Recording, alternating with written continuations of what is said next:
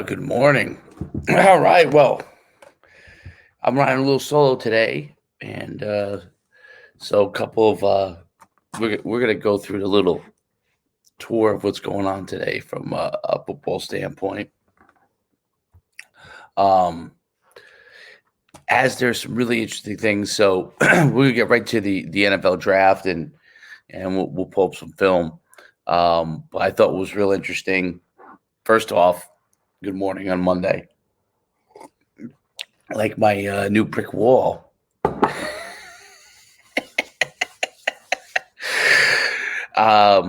Usually we're here with Letty. For a long time I had Derek, and now I'm back to solo.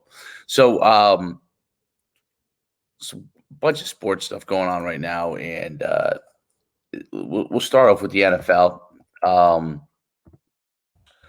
Bunch of these pro days have been going on, and it's pretty crazy to see the different pro days and how it's going without having an NFL combine. It seems to be that without an NFL combine, they're still being able to evaluate all the athletes they need to evaluate just so simply by going to pro days. Now, that begs a question: is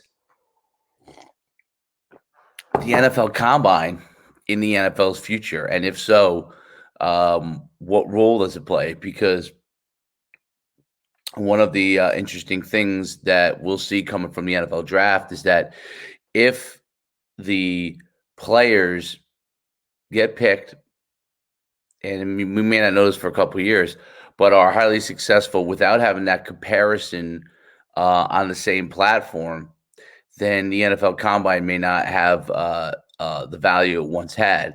On the flip side of it, if it makes it harder to draft, and because of the fact you're not able to compare athletes side by side, especially the top players, in a lot of instances, does that make a difference? And it's pretty interesting to see with pro days how much of an impact this is going to make going forward, and how much of an impact on the pro days. So let's talk first of all, two pro days that were a long time ago.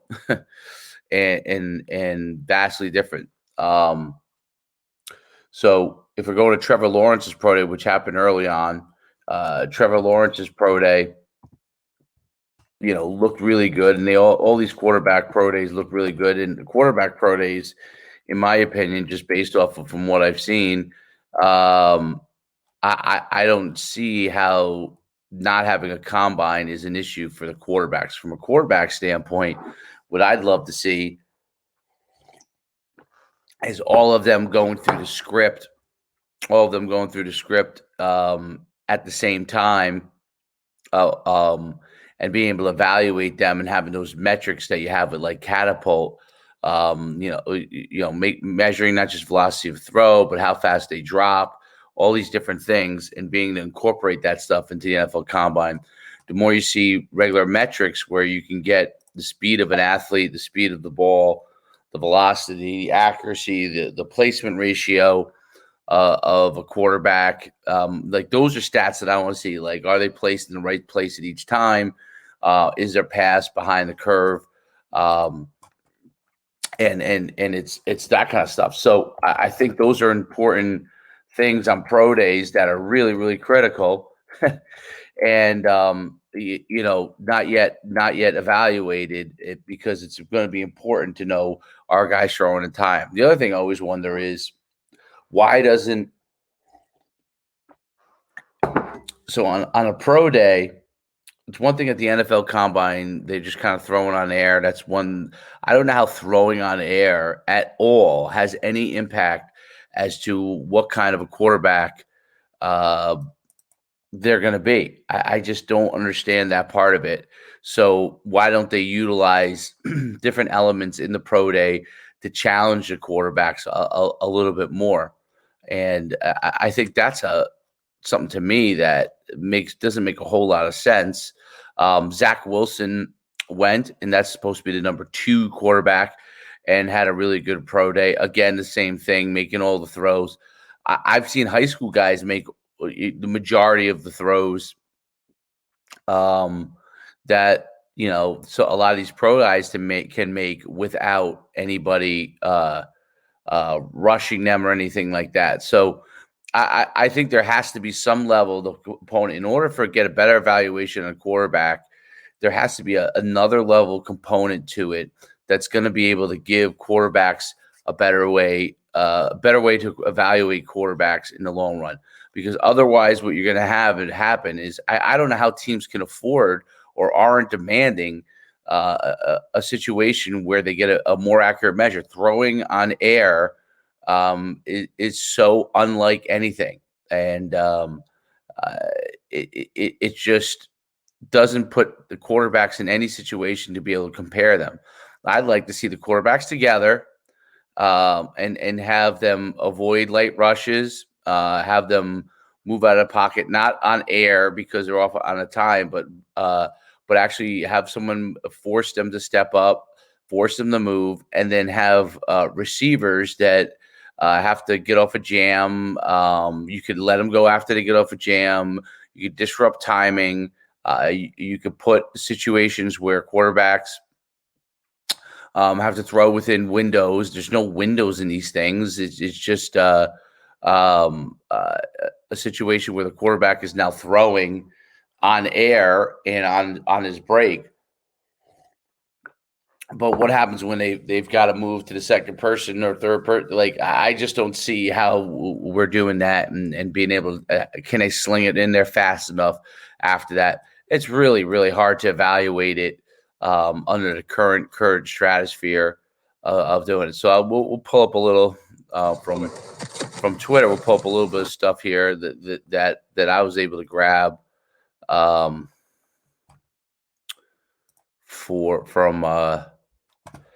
just hang with me here real quick.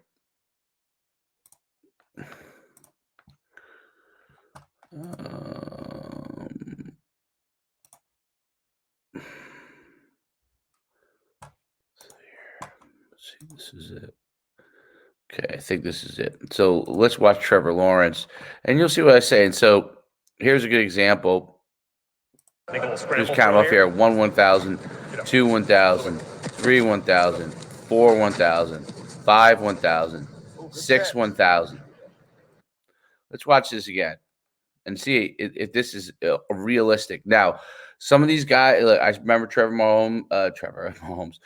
Mahomes in the Super Bowl was avoiding all of the different rushes that were coming to him from Tampa Bay and extending the play. But let's count this again. Make a little scramble throw here. 1 1,000, 2 1,000, 3 1,000, 4 1,000. Almost 5 seconds. Throw the ball. Excellent throw to the corner. Okay, no defender. So wherever he places it is fine. I don't know what that is supposed to tell me.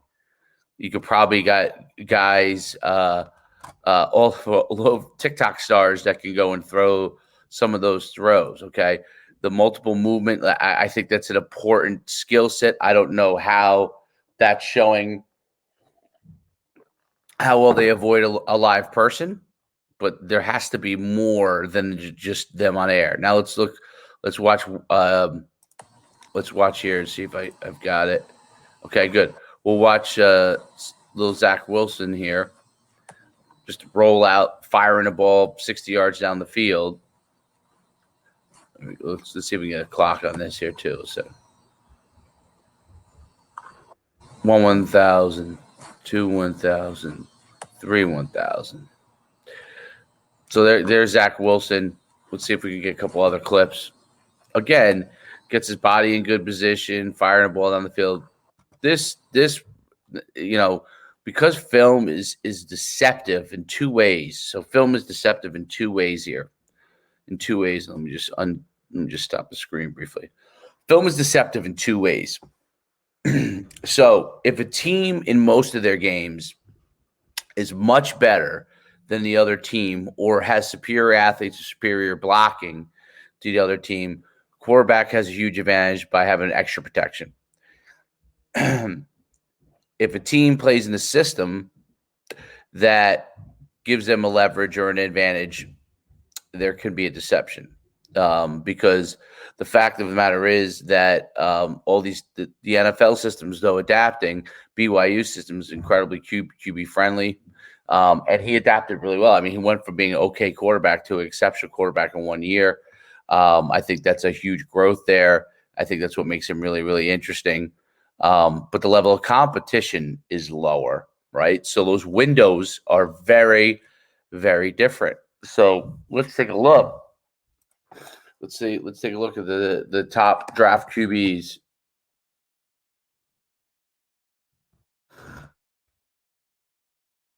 Top QBs of, let's see, let's do the last 10 years here. Every draft QB, every quarterback drafted. Okay. Let's see if we can pull this up here. Drafted. All right, we'll grab this. So the quarterbacks that worked out really well, let's start with them. Russell Wilson was taken 75th overall, 3rd round, Seattle Seahawks. So what does that tell you? He was in a good situation with Pete Carroll and enabled him the opportunity development. I think the number one thing that differentiates quarterbacks that are successful in the NFL versus not is the team they're on, the system that they're implemented to, and then the situation they have from a protection standpoint early in their career, which means they're still going to make mistakes throwing-wise, but allows them to develop, and they don't start to get blinders as a quarterback. They don't start to get a situation where they aren't adapting to the situation where the quarterback and the receivers and with the offensive line, he has the ability to have time to grow and develop, and adapt. Having the right situation, the right offensive line, okay, are two critical components. And that third critical component is the situation with the system. So now you have to have a system. You have to have this. The system has to be completely and purely adaptive to the quarterback's abilities. Okay. Number one, that's the first thing that has to be done if you draft a quarterback. The biggest mistake that is made is that they're adapting the quarterback to the system. If you do that in the NFL, if you continue to force play a quarterback into your system and not get a true assessment early on as to what their skills are and what they can do and can't do, and you have a very tight window in the NFL because they come into camp and everything's thrown in there and they've got to pick it up. If you don't adapt your system to your quarterback and their skill sets, then you're in a situation where your quarterback is not going to be as comfortable. If your quarterback is not as comfortable and doesn't have the mental capacity to adapt, then he's going to have a problem at the NFL, no matter what his talent level is. And there's many, many guys who can throw the ball. But what's going on between here and the ability to adapt? Now, the guys who can adapt to any system, if you have a guy like that, then you can run whatever system you want. But you're still adapting to your quarterback, because if your quarterback has a certain skill set, then he's still adapting. You're adapting to him, saying, hey, he's flexible to run whatever we need him to run. But most guys, even the guys that are the most brilliant quarterbacks, there's a certain set of skill sets that they have. You have to be able to use them, and you have to be able to leverage them, and you have to figure that out. If you don't figure that out, you're going to be in a situation where the quarterbacks don't have the same situation where they can really develop. And so first, Russell Wilson, number one, he has had a good offensive system that he's been a part of. He's with an excellent head coach, and he's in a situation where he can continue to grow and develop, and he's one of the better quarterbacks. He's probably the good example of someone getting picked up in a later round. Okay. I see here they list Derek Carr. I think Derek Carr's done very well, not elite, but he was, I think, a second-round pick. He's been a starter the whole entire time. I think I would agree with that. Andy Dalton, second round, okay. That's an okay pick. I mean, he's done some good things. Kaepernick was not, I don't think was very good. He had 1 year and all the other nonsense surrounding him. Kirk Cousins, Michigan State, again, a guy who's taken in the fourth round, developed. I think someone who has done well, but again, is not an elite quarterback to win you championships. But he's been bounced around some situations, seems to have been able to adapt. Dak Prescott just got a big contract, has some injuries. The jury's still out. He was a fourth-round pick. So from a fourth-round pick standpoint, if you think of when he got him, they probably got a lot there from Dak Prescott for that. Nick Foles, third-round pick. I think, he's got the championship with him. I think he's done a decent job. Again, not an elite quarterback. Tyrod Taylor, sixth round, probably a steal there because how many years he's been able to play in the NFL. He should have been drafted higher, wasn't. Definitely had all the tools to be able to do that. Has been in the NFL, has been modestly successful, has had some good years. Probably a situation where he's been able to, has the ability to adapt to different systems, which has helped him along the way. Jimmy Garoppolo, okay so far, decent, not an elite quarterback yet. Could maybe be, I don't know. Mike Lennon, okay.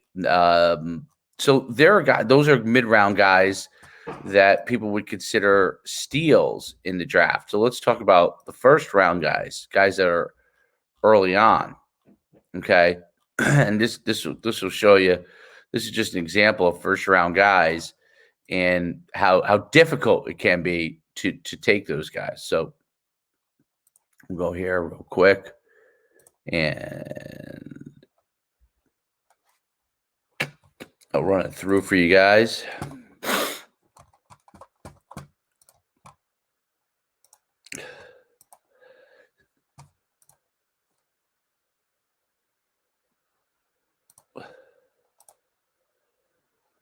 Okay.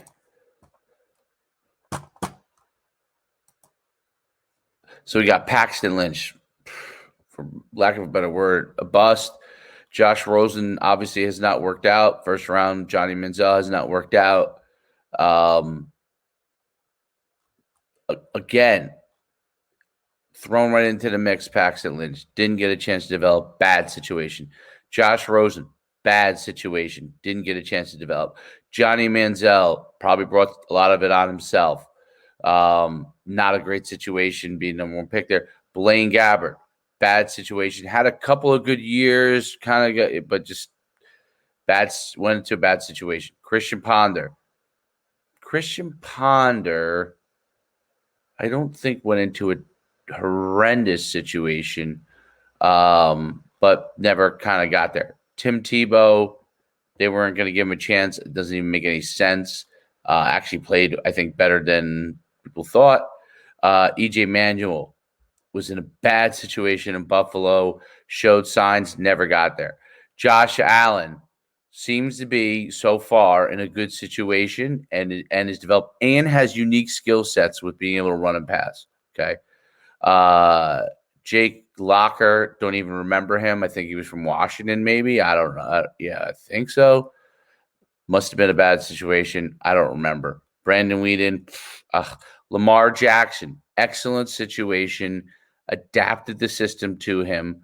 He's in good shape. Blake Bortles had a couple of good seasons. Been in a lot of not so great situations. Sam Darnold, obviously in his most difficult situation as it could be, I think has played decently well. Mark Sanchez was in a good situation, started out pretty good. I would think he would be among the better of those. We talked about Blake Bortles. Teddy Bridgewater, not a bad situation he was in. He started out these situations, had some good stuff, injuries and other things. got the best of him. Robert Griffin, not a bad situation. Started out great. Didn't have a page 2 to his quarterback. Never panned out. I mean, we're going through like most of these guys haven't panned out. What is the reason why? Sam Bradford, I think, really, really had some numbers that were mind-blowing. Always in a bad situation, always getting killed, never has a line. Should have been there, just not to the point. Mitchell Trubisky started out in a bad situation, but coaching-wise, decent situation. Management in the front office, decent situation, better with some line. He's jury's still out on him. Ryan Tannehill, as soon as he finally got into a good situation and they started to develop him, has played really, really well. Really, really well. Marcus Mariota started out and actually not a bad situation. They put him in some really good spots. I love Marcus Mariota. I think he's got to be in a better situation. They won't adapt to his skills. That's the biggest problem. They didn't adapt to his skill set. I don't understand that, why they don't adapt to skill. Jameis Winston, I never thought he was going to be, even though he dominated in college, I never thought he was being anything special, just because of his mindset. But supposedly he says Drew Brees helped him a lot with this year. We'll see how he does. Jury is still out. Carson Wentz, jury is still out. Good situation, did well. Soon as the situation was no longer good, struggled. They didn't continue to adapt to what he could do. Baker Mayfield, probably the most adaptable person as a quarterback of this group. And why do I say that? Because of the fact that he played in multiple systems. In fact, I think he played in 3, if I'm not mistaken. So when he came to the NFL, he was most ready to adapt, which is something else we probably should discuss.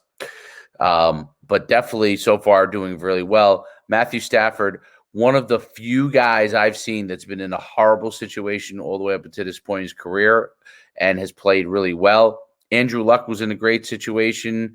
Even though the team wasn't good in the beginning, but then he started to get killed, physically because of line situation being bad and struggled. I mean, even though he is one of the elite. So these last few guys are elite. Like Stafford's elite. Baker Mayfield's on his way to being elite. Andrew Luck. Goff, I don't know if I agree with him being as high on this list, but he's done well. We'll see how he does in his new situation. I think it could be an issue. He was in a great situation. Deshaun Watson was in a decent situation starting when he had Bill O'Brien and everything, and then it went south. Jury remains out. I think he's a very good player. Patrick Mahomes, obviously not just a steal. I mean, he's in the 3rd round. He doesn't belong, but he's probably the top quarterback in the league. Cam Newton started out great. Not elite anymore. So there you go. There's a bunch of quarterbacks that were early picks. And what their situation was. Now, I thought Mahomes was 2nd round. I don't remember. I thought he was a little later, but I could be wrong. Or maybe he was late first. Yeah, maybe he was late first. So it's important that the situation these quarterbacks in, those top 7 guys, 5 of those 7 are on their way to being elite. I mean, we're talking 20 plus guys that didn't get there. Like, when are we going to start to figure out what we could do to make these guys all elite? Because now you have as a have and have not. You have Tom Brady, who is way better as far as between here than anybody else in the league, and his mindset and how he develops. You're talking a situation where nobody else can do those kind of things. And how does that begin to adapt at the NFL level? I'd love to hear your thoughts on that. Definitely reach out to me. I'd love to know what you think is the issue with the quarterbacks. If you get a chance, like and subscribe down below. This is Football in the Kitchen Sink. Big Mondays. Missing my co-host. I must burn through co-hosts. I don't know what that is, but I guess consistency. Remember, my man Real Andrews talked about it yesterday. I wrote something in there about consistency, and I think that's the key. Now let's get a little March Madness here, okay? Because I want to talk basketball, and I think basketball is in college level has become really interesting. What do we have left here? We are down to UCLA, Michigan, the 11 seed, UCLA, Michigan, the 1 seed, USC, Gonzaga, 6-1, Arkansas, Baylor, 3-1, Oregon State, the 12, who beat Loyola, mind you, 65-58, and Houston are the final groups. So of this, you got Michigan's a 1, Gonzaga's a 1, Baylor's a 1. So 3 of the 4 ones made it through. Illinois was upset by Loyola. Houston, obviously, is the 2. Then you have a 11 seed, a 6 seed, a 3, which kind of is, pretty accurate there. And then the 12 seed, who along the way, Oregon State beat Tennessee, who's a 5. Oklahoma State is a 4. Loyola, Illinois is an 8. And I heard Charles Barkley say this yesterday. Okay, with respect to NCAA basketball, these 5-star recruits, first of all, the one and done killed the elite players at the college level. No doubt about it. Has crushed it. Okay, the one and done has crushed it. Okay, and I'm going to just kind of get a little. The one and done is crushed. So the one and done is crushed it. College basketball. Number 2, how teams have adapted to COVID and the way their coaches approached it and what the school system did as far as worrying about it. That's a huge issue to the success of these teams. And I think it opened the door for a lot of underdogs to be able to have an opportunity if they had some exceptional coaches but may not have the big-time players. They definitely took advantage of the fact that they developed their guys to give them a chance. The other question is the talent much more spread out? I saw, and this is an interesting thing, and I want to get this for my son. I think this is so cool. It's called Dr. Let me see if I can pull it up for you. And by the way, I have no association with it, but I've seen it when I was at Red Bank. The basketball team using it, and now I don't know if it's helped them that much, but I think it's much better if you have this as at home, right? Okay, so let me just find some videos on this because this is great. Okay, it's a thing. That's not the one I wanted. Let me see if I can find this here. The one that's really. Okay, let's get a video on here. Let me see this thing here. Well, it shouldn't be this hard, but it's called Dr. Dish. Okay, and this thing is amazing. I want you to see this. This thing is absolutely amazing. And let's see if this is it here.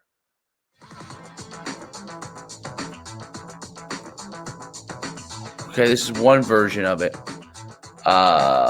So let's pull this up. This is amazing. So Dr. Dish, okay, which is a basically a little robot that shoots the balls out to you instead of having a person that feeds it out to you, puts it wherever you want. And then also they have an app that tracks all your shooting. This is where everything is going, okay? This is where everything is going. Metrics across the board. It's about reps. And all this thing does is just shooting out, and you can do whatever you want, and you're going to get reps after reps after reps after reps. Many years ago, there was a coach with DJ Nymphius, and one of the things first thing he emphasized to me, and I kind of knew it already then, but always emphasizes, repetition is the key to success.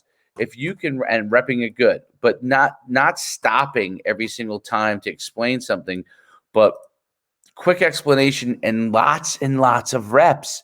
The more reps you get on something, the better you're gonna get. It's simply that. It's that simple.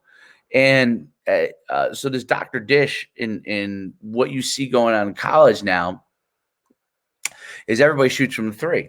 So this can get you so many more reps at home, in the gym, and the amount of reps that they're getting and shooting the three, these guys are basically taking 3 steps across court, shooting a three and draining. You saw it with Buddy Boeheim. You saw it with what was the team?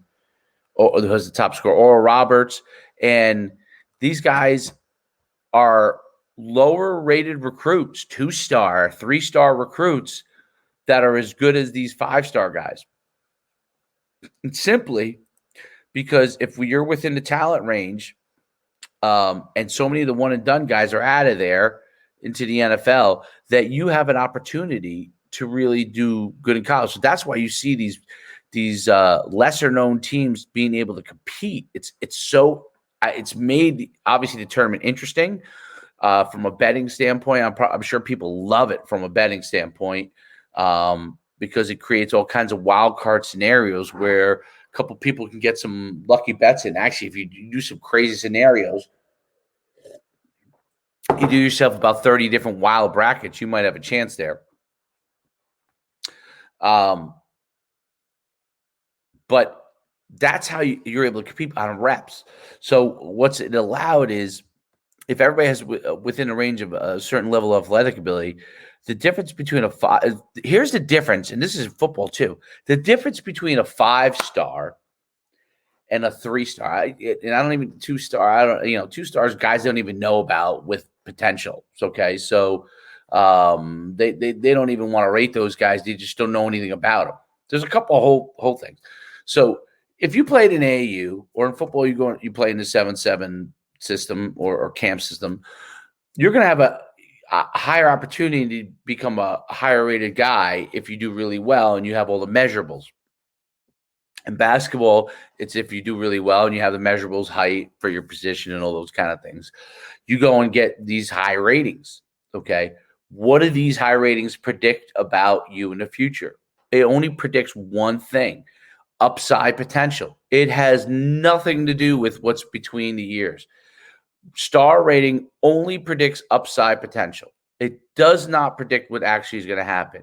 This is one of the biggest mistakes of basketball, football, and everybody. Like, they just think because they got themselves a 5-star, it only predicts upside potential and is based purely off of certain measurables. Now, what's interesting with stuff like Catapult, okay, that gives you different measurables that may be more applicable to now basketball is different because you got to be able to shoot. And that's why Dr. Dish and those kind of things, you could see the accuracy of somebody shooting and measure how accurate they are. And then you could put somebody in front of them and measure how accurate they are.